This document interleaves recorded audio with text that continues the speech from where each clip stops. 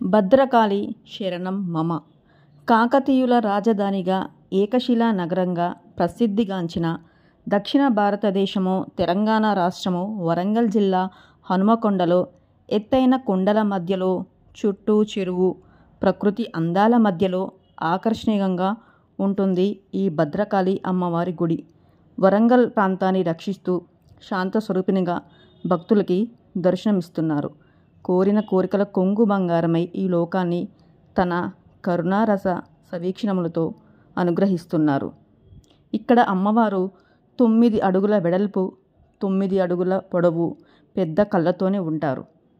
నమ్మిన వారికి భద్రములను, శ్రేయ సంపదలను, అష్టైశ్వర్యాల్ని, ఆరోగ్యాన్ని, మానవ జన్మకు పరమార్థమైన మోక్షాన్ని కూడా ఇస్తున్నారు. అందుకే ఈ జగదాంబాని భద్రకాళి అన్నారు. మరి ఈ భద్రకాళి అమ్మవారిని ఎవరు నిర్మించారో తెలుసుకుందామా? పశ్చిమ చాళుక్య చక్రవర్తి అయిన 2వ పులకేశి క్రీస్తు శకం 625వ సంవత్సరంలో ఈ భద్రకాళి అమ్మని సేవించారు. తరువాత 7వ శతాబ్దంలో చిన్న ఆలయం కూడా కట్టించాడు. ఆ తరువాత కాకతీయ రాజులు అమ్మవారిని తన కులదైవంగా కొలిచారు. రాజుల కాలంలో రౌద్ర రూపంలో ఉన్న భద్రకాళి అమ్మవారిని పూజించి రాజులు యుద్ధాలలో విజయాలు సాధించారు. రాణి రుద్రమదేవి అమ్మవారిని దర్శించి అమ్మవారి ప్రసాదము స్వీకరించిన తరువాతే భోజనము చేసేదట. ఇక్కడ అమ్మవారు చాలా పవర్ఫుల్ అండి. 8 చేతులతో ఉంటారు. సాయంత్రం పూట ఎక్కువగా సంచరిస్తూ ఉంటారట. సాయంత్రము విశేషమైన పూజలు కూడా చేస్తారు ఇక్కడ అమ్మవారికి. ఇక్కడ అమ్మవారు చాలా పవర్ఫుల్ అని చెప్పుకుంటారు కదండి. ఆశ్వీజ మాసంలో నవరాత్రులలో పూజలు చేసిన వారికి కోరిన కోరికలు తీరుతాయి.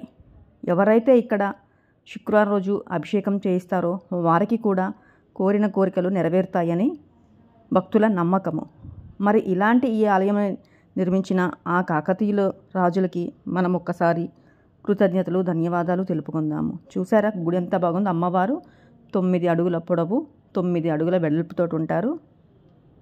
ఇది గుడి లోపలి ప్రాంగణం అండి.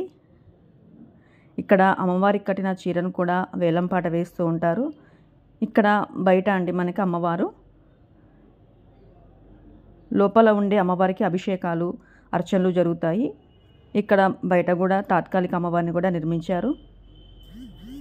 చూశారు కదా అమ్మవారు ఎంత బాగున్నారు. ఇక్కడ ప్రతిరోజు కూడాను వేలంపాట అయితే ఉంటుందండి అమ్మవారికి కట్టిన చీరలు. ఇది గుడి బయట ప్రాంగణం అండి.